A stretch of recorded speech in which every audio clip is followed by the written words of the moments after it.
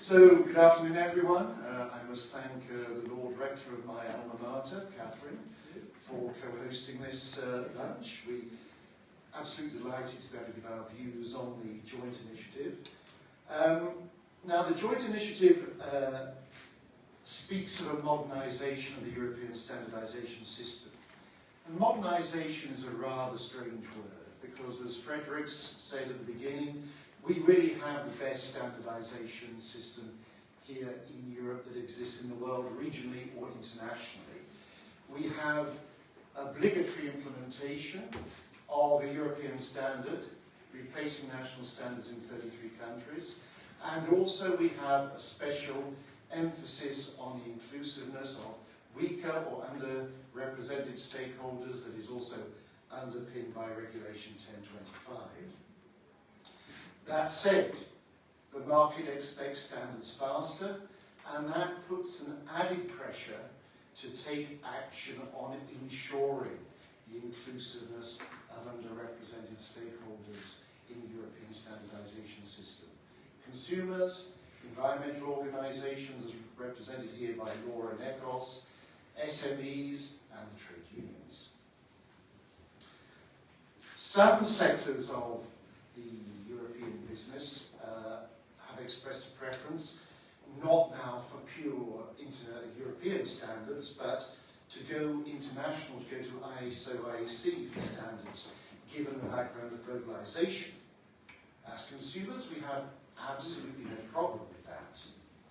As long as the European standardisation system is in place to ensure the checks and balances are taken to make sure that the standards that originate from the international level do meet the needs of inclusiveness at European level and meet the needs of the regulation.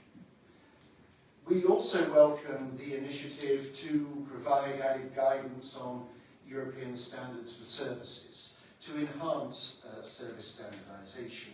And that's important because we want to build consumer trust. But we see it as a big problem that there is no overarching legal framework for the quality, safety or liability of services. Now the Commission already knows that without a harmonising framework, we in ANEC believe European standards will not be able to provide a level playing field, as national regulations where they exist will take precedence. That will lead to legal uncertainty, and it will lead to producer and consumer detriment. Paolo mentioned market surveillance. I want to do the same. I think the single market strategy, which of course is what the joint initiative is derived from, is really missing an opportunity.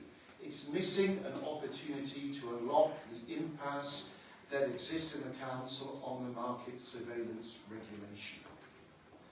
We as consumers want more effective market surveillance because we want to protect consumers from non-compliant and possibly dangerous products. Industry wants better market surveillance to ensure fair competition, that industry is not undercut by non-compliant products. It really is an opportunity missed.